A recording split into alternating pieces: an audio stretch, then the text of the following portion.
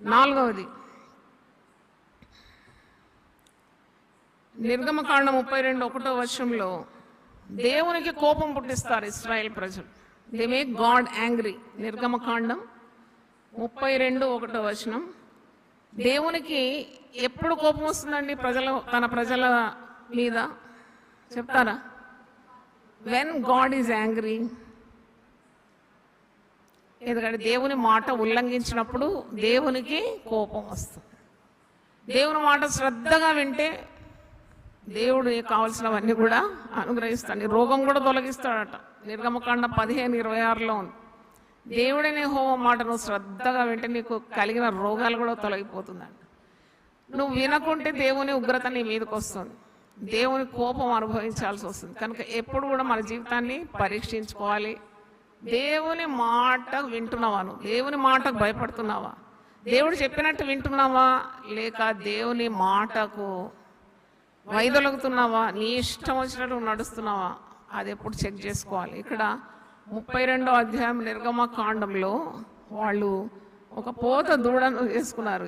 మోషే రాక ఆలస్యమైంది, కొండ దిగకుండా తడవు చేస్తున్నాడు.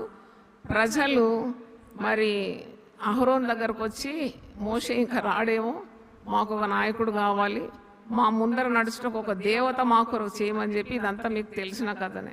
చూడండి, మనుషులు ఇలా మారిపోతారు కదా.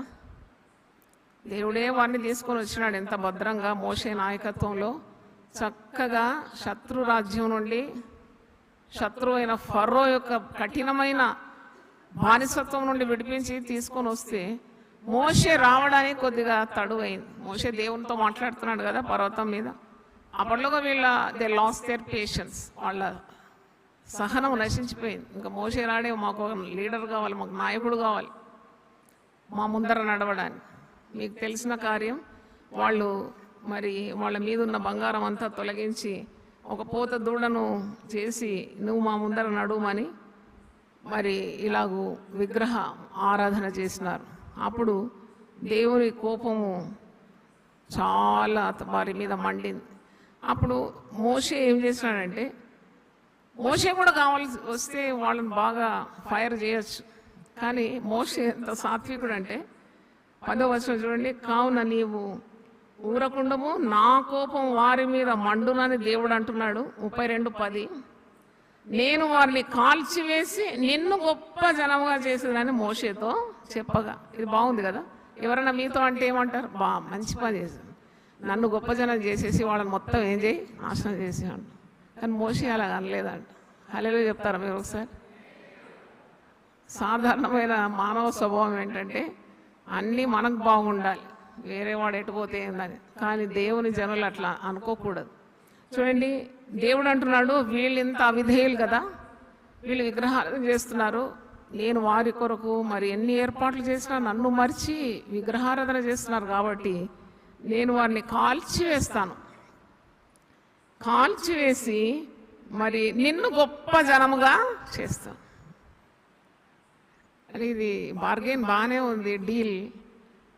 మరి ఎవరైనా మోసే స్థానంలో ఉంటే సరే మరి అలాగే చేసాను, నేను బాగుండాలి, వాళ్ళు ఎటుపోతే నాకేందని అంటారు. కానీ మోషే అలాంటి మనస్తత్వం లేదు. మోషే తన దేవుడిని యెహోవాను ప్రతిమాలుకొని, యెహోవా నీవు మహాశక్తి వలన బాహుబలం వలన ఐగుప్తు రప్పించిన నీ ప్రజల మీద నీ కోపము మండనేలా అని పెద్ద ఆర్గ్యుమెంట్ ఇక్కడ దేవునితో. అంటే వాళ్ళని నశింపజేయకున్నట్లు మోషే దేవునికి ప్రజలకు అడ్డుపడతాడు.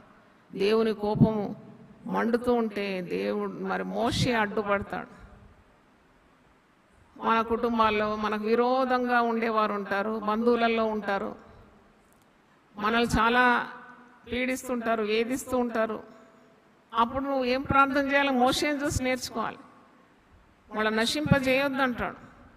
ఒకవేళ నువ్వు వారిని నశింపజేస్తే నువ్వు నా పేరు జీవ గ్రంథం నుండి ఏం చేయి, తుడిచేయి.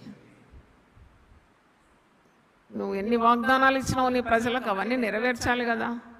నీకు వారి మీద కోపం మండనేలా, కాబట్టి వారిని బ్రతికించాలి. నన్ను మాత్రం నువ్వు గొప్ప జనం చేస్తే కాదు, వీళ్ళందరినీ కూడా గొప్పవారుగా చేయాలి. వాట్ ఏ నైస్ హార్ట్, ఎంత మంచి స్వభావం కదా, ఎంత మంచి హృదయం. అందరు బాగుండాలి, అందులో నేను ఉండాలి. ఆమేన్. నేనే బాగుండాలి, అందరూ పాడు కావాలని కాదు. దేవుని ఉగ్రత వాళ్ళ మీద మండని, నేనైతే I mean the good books of God. దేవుడు నన్ను మెచ్చుకుంటున్నాడు, నన్ను గొప్ప జనంగా చేస్తాడు. నీకు ఏదైతే ఏముందని కాదు, దేవా అక్కడ వాదిస్తాడు, దేవునితో ఆర్గ్యూ చేస్తాడు. అన్ని వాగ్దానాలు ఇచ్చినావు కదా, అబ్రహాం, ఇస్సాకు, యాకోబుల తండ్రివి నీవు, మరి అక్కడ నుండి నడిపించినావు, వాగ్దానం చేసిన దేశాన్ని తీసుకొని వెళ్ళాలి, వారు వెళ్ళాలి కదా, వాళ్ళని నశింపజేయకు, వాళ్ళ తప్పు క్షమించు అని చెప్పి వారి పక్షాన నిలబడి దేవునితో వాదిస్తున్నాడు. నీవు ఒకవేళ వారిని క్షమించకుంటే నా పేరు నువ్వేం చేయి, జీవ గ్రంథం నుండి తొలగించమంటాడు. దేవుని స్తోత్రం, హల్లెలూయా. అంటే ఎంత పట్టుదల గల ప్రార్థన, ఎంత ప్రేమ గల ప్రార్థన అని మనకు అర్థమవుతుంది. తర్వాత